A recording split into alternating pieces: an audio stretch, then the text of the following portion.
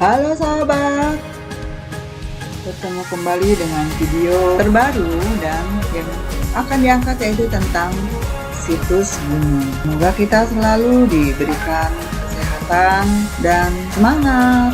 Oke sahabat, sebelum menyimak video tentang situs Buni, terima kasih untuk yang sudah like, share, subscribe, dan menekan tombol lonceng sebagai notifikasi bila ada video-video yang terbaru. Oke sahabat, bagaimanakah cara kita menunjukkan rasa cinta kepada tanah air? Sebelumnya silahkan isi di kolom komentar. Oke, daerah Buni terletak di Kampung Buni Pasar Emas, Desa Buni Bakti, Kecamatan Babelan, Kabupaten Bekasi. Situs Buni merupakan salah satu bukti eksistensi peradaban prasejarah kebudayaan Buni yang memiliki kaitan erat dengan kerajaan sejarah pasir. Situs Buni merupakan kawasan penemuan benda-benda arkeologi. Lokasi penemuan emas dan benda-benda yang diduga sudah ada sejak 2000 tahun sebelum Masehi, jauh sebelum ada kerajaan Tarumanegara. Lokasi kampung ini memang tidak terlalu jauh dari pantai, akan tetapi adanya temuan berupa fosil hewan bawah laut diduga bahwa dulu tempat ini merupakan laut atau pantai. Tidak hanya batu-batu dari era Neolitikum, melainkan ada pula gerabah, keramik, dan batu-batu indah yang cukup modern. Diduga bahwa situs Buni telah mengalami transformasi dan pernah menjadi pusat perdagangan dan pemukiman penduduk. Menurut Atika, penjaga situs Buni Pasar Emas itu mengungkapkan, awal mula ditemukannya emas di situ tersebut pada tahun 1958.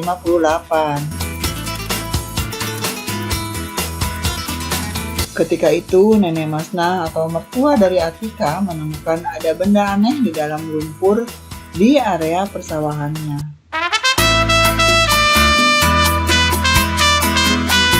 Kemudian Nenek Masnah menggali menggunakan tangan dan mengambil benda itu.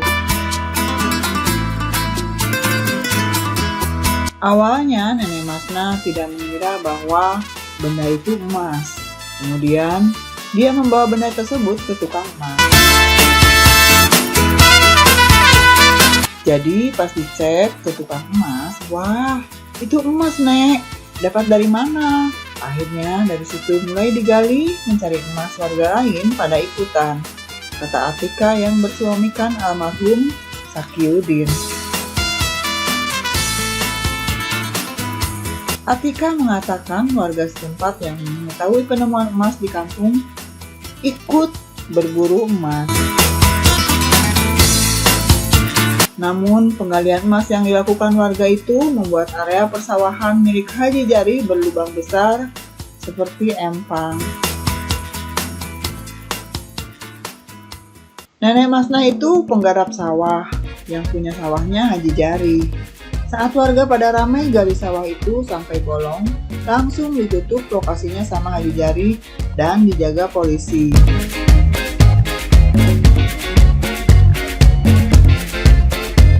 Atika menjelaskan situs Buni sempat ramai diperbincangkan sekitar tahun 2012 setelah masih ditemukannya emas dan fosil.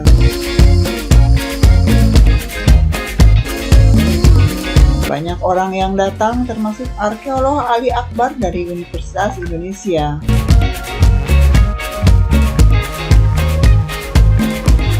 Banyak dari temuan-temuan tersebut sudah berpindah tangan, entah ke museum ataupun ke tangan orang-orang yang berebut harta karun. pasca penemuan pertamanya sekitar tahun 1958. Hasil penelitian di wilayah Kampung Buni, Pasar Mas, dan Buni Pendayakan menunjukkan adanya temuan berupa tembikar terdiri dari macam-macam bentuk dan ukuran berupa periuk, mangkuk berkaki, kendi, dan tempayan. Selain itu, ditemukan adanya beliung persegi, artefak logam perunggu dan besi, gelang dari batu dan kaca, perhiasan emas, manik-manik, bandul jara dari terakota dan tulang belulang manusia, tanduk rusa, karang laut, batu giok, dan peralatan masak. Agaknya masyarakat Buni telah mengenal tradisi penguburan langsung tanpa wadah dengan tembikar sebagai bekal kuburnya.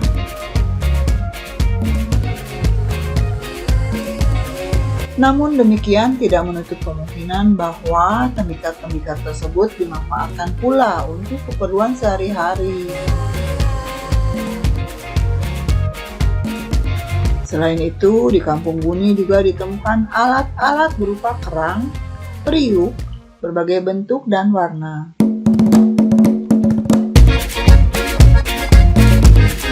Cincin dalam berbagai ukuran dan kapak persegi terbuat dari batu.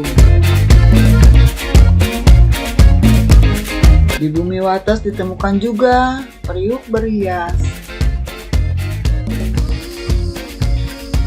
Penemuan berbagai aneka perhiasan dari emas dan tulang belulang manusia yang menggemparkan terjadi pada tahun 1950-an sampai tahun 1970-an.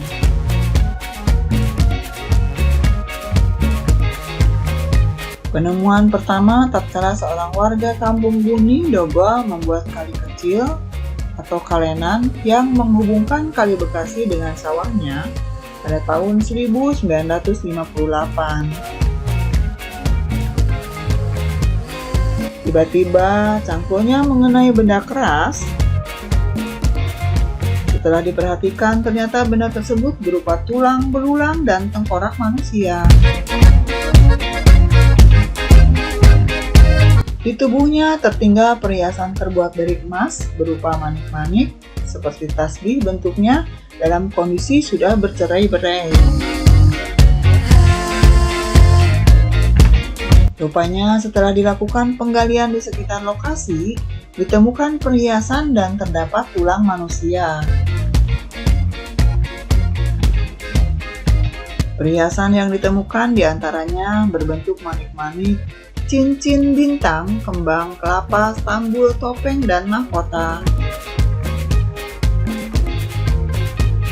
Dari hasil perbandingan antara bentuk dan kreasi tahun 1950-an, ternyata emas temuan tersebut sangat berbeda teknik pembuatannya. Cincin misalnya, kepalanya mirip stempel dan berbentuk polos. Masyarakat juga menemukan berbagai artefak lain seperti tembikar, beliung persegi, dan kapak perunggu.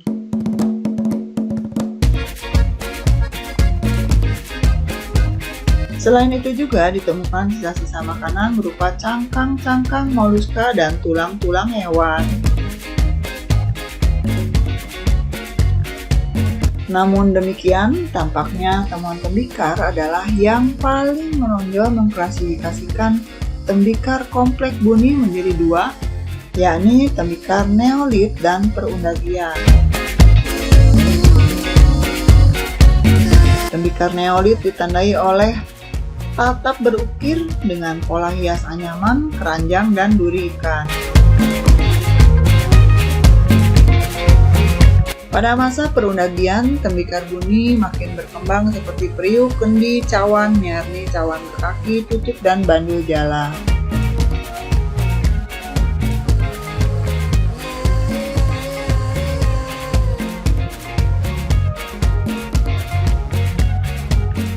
Dampaknya, Buni ditemukannya perhiasan emas itu menjadi ramai laksana pasar.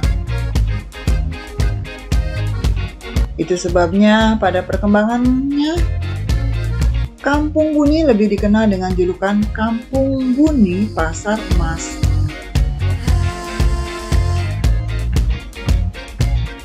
Penelitian situs Buni pernah dilakukan beberapa kali oleh tim peneliti dari Lembaga Purbakala dan Peninggalan Nasional, yaitu tahun 1960 berupa ekskavasi, penyelamatan, dan dilanjutkan secara intensif pada tahun 1964, 1969, dan 1970 LPPN yang dipimpin oleh R.P. Sugiono. Dari hasil penelitian dapat disimpulkan jenis keramik tanah liat atau gerabah terdiri dari jenis periuk, cawan, pedupaan, dan kendi. Periuk berupa periuk bulat dan periuk berkarinasi. Cawan terdiri beralas bulat dan cawan beralas rata. Pedupaan berbadan dan mempunyai kaki agak panjang dan melebar.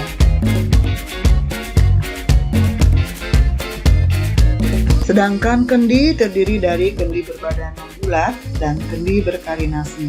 Kedua kendi berleher panjang dan tidak berkarinasi.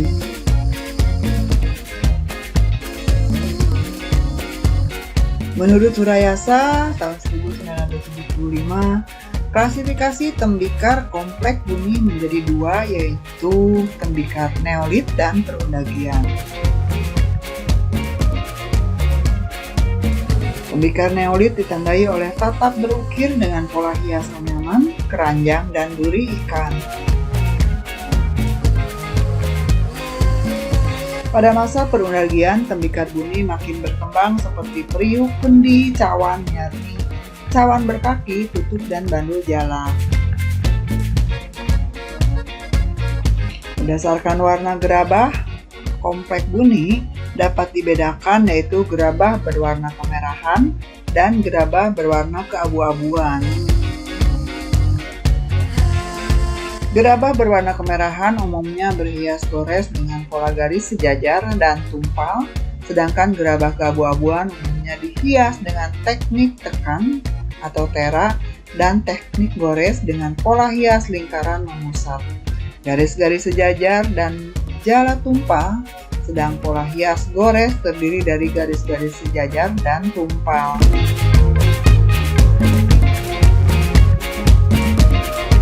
Gerabah dibuat diperkirakan dengan teknik tatap dan pelandas serta teknik roda putar.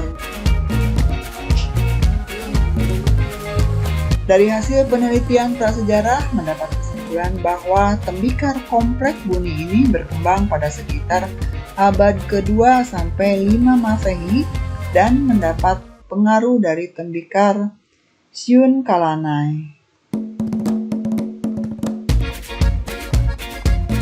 Fungsi gerabah kompleks budaya Buni dapat diduga sebagai salah satu benda magic yang dipakai sebagai alat upacara atau sebagai bekal kubur, karena cukup banyak penemuan gerabah ini bersama-sama dengan tulang-tulang manusia dan lainnya, seperti beliung batu persegi, gelang batu, dan sebagainya.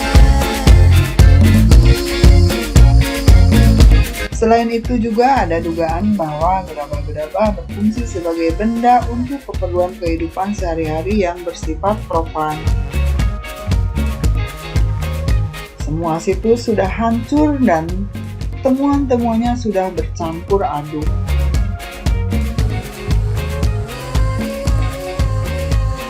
Tidak jauh dari Kampung Buni, Pasar Emas, dan Buni Pendayakan, perhiasan juga ditemukan di Kampung Kedungringin, Desa Sukaringin, Kecamatan Sukawangi. Di sana ditemukan perhiasan emas berbentuk telur ikan, kembang kelapa, tali sepatu, songkok haji berbahasa Arab bertuliskan Haji Saka, sorong lampu, pedang, kendi, bersamaan dengan ditemukannya perhiasan emas, juga ditemukan tulang dan tengkorak manusia. Dari situ menunjukkan masyarakat kala itu percaya perhiasan tersebut harus digunakan untuk orang-orang yang sudah meninggal dunia.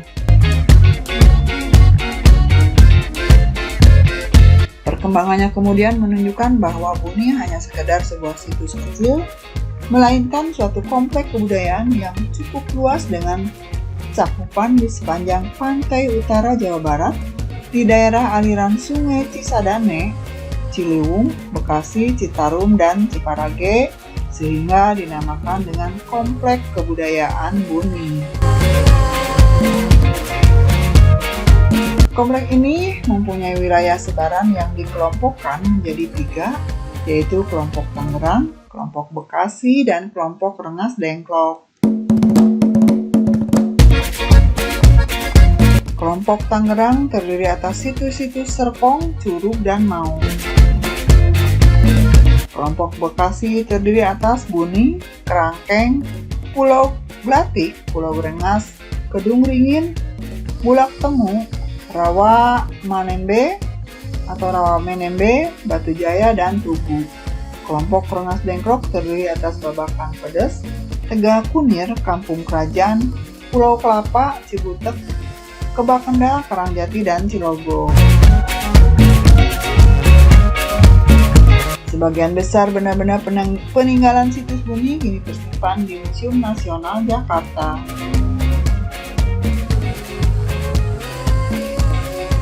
Temuan gerabah dari kawasan budaya Buni diduga ada yang berasal dari Arikamendu, India Selatan pada abad ke-4 Masehi. Gerabah Arikamendu umumnya ditemukan pada kedalaman di atas 2 meter dan bercampur dengan gerabah-gerabah kompleks Buni. Dari hasil analisis laboratorium diketahui pula bahwa bahan pembuat tembikar Arikamendu berbeda dengan tembikar-tembikar lain yang ditemukan di Candi Blandongan, Situ Batu Jaya, Kabupaten Kerawang. Dengan demikian dapat diduga masyarakat Sunda kuno pendukung tradisi tembikar kompleks Buni atau tradisi prasejarah telah melakukan kontak dengan daerah luar, yaitu dari Indis, yang kemudian berkembang menjadi sebuah masyarakat pendukung budaya Buni. Penyebaran gerabah kawasan budaya Buni berasal dari Arikamendu melalui Tamluk dan Tamaralipa, India, yang merupakan pelabuhan kuno yang besar dan ramai masa dinasti Pala. Meskipun sesungguhnya Tamluk telah lebih dahulu muncul dibandingkan dengan dinasti Pala.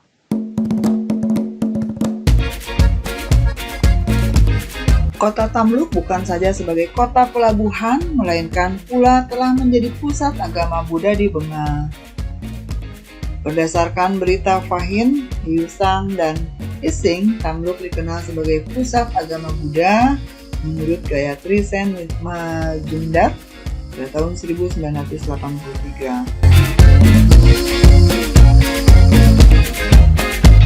Dalam laporan Ising yang menetap di Tamluk selama 2 tahun menyebutkan bahwa pada masa itu di bawah pemerintahan kerajaan Gupta yang diperintah oleh Chandra Gupta. Jika membandingkan kondisi masyarakat Buni masa lampau yang memiliki peradaban unggul, amat bertolak belakang dengan masyarakat Buni saat ini yang sebagian besar masuk dalam keluarga atau wilayah dalam prasejahtera. Lokasi situs Buni sendiri telah dibelah menjadi 2 wilayah sejak dibangunnya Kali Kanal Bekasi Laut atau CBL. Lokasi bekas ditemukannya situs kini sudah berdiri bangunan industri pembuatan baling-baling kapal.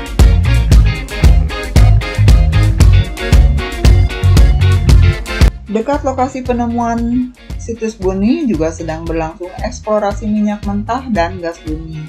Di sana pula dilakukan ribuan titik uji seismik atau getaran menggunakan bom dinamit di sejumlah lokasi sekitar Kecamatan Babelan, Sukawangi, Tarumajaya, dan Muara Gembong. Selain itu, di sana akan dibangun berbagai industri menengah dan berat. Bila tidak hati-hati, dikhawatirkan akan merusak situs yang belum tergali. Aliran Kali Bekasi yang dahulu untuk kepentingan lalu lintas, mencari ikan dan sumber air bersih, namun sekarang sudah terputus sejak dibangunnya Kali CBL dan hanya menjadi kubangan limbah.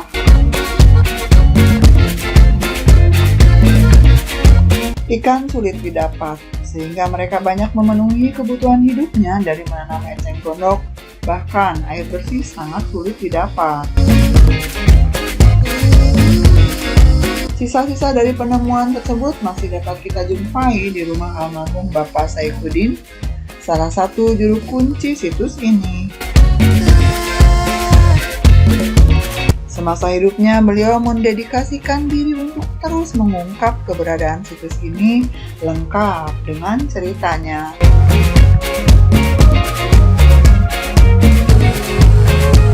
Oke, sahabat.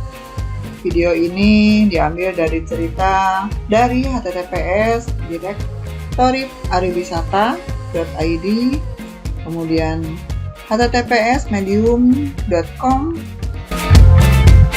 tentang situs Buni dan https://wartakota.tribunnews.com. Dan terima kasih sudah menyimak. Semoga bermanfaat. Salam sehat selalu. Oke, assalamualaikum warahmatullahi wabarakatuh.